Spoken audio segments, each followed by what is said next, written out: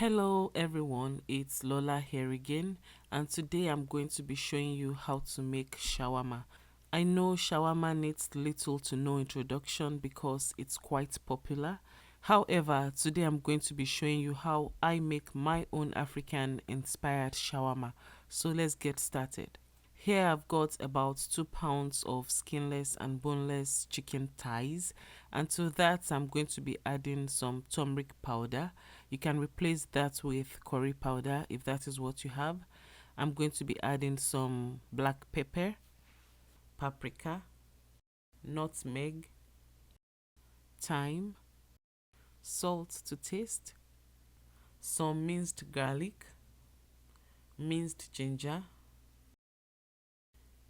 minced habanero pepper, which you can also replace with cayenne pepper or red chili flakes, a little bit of seasoning powder, lemon juice or apple cider vinegar, whichever one you have is fine.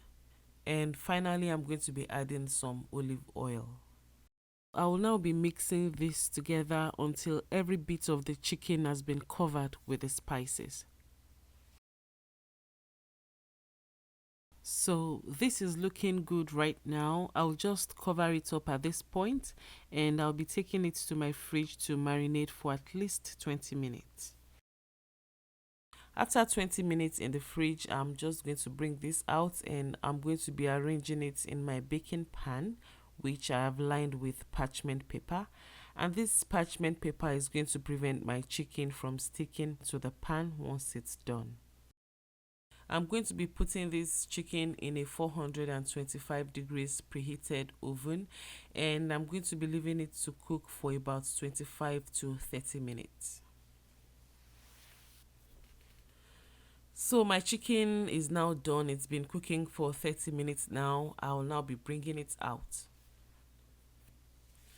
The next thing I'm going to be doing is just to cut this chicken into bite-sized strips, just like this.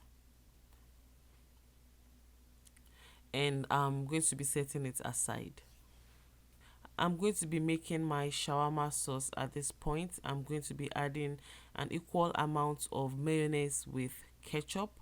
Then I'm going to add a little bit of cayenne pepper, which is optional. If you don't want that little bit of heat, you can skip it. Now mix this together thoroughly until everything is well combined. And I'll also be setting it aside. So here I've got all my vegetables prepped. I have my cucumber, which I've cut into tiny strips. I have my tomatoes, onions, and also my lettuce.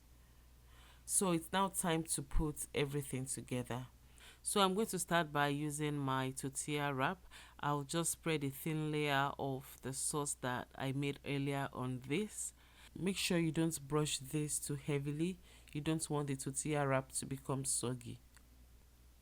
Once I'm done with that, I'm going to be placing one lettuce leaf on this, followed by my vegetables. You don't have to do this in any particular order. Just make sure everything gets in there. Now I'm going to be adding my shawarma chicken. Sprinkle some parsley over it. Then drizzle a little bit of the sauce we made earlier over it. Then roll it up. And that is it. Now, some of my family members also like to have their own wrapped in pita bread. So I also made some wraps using the pita bread.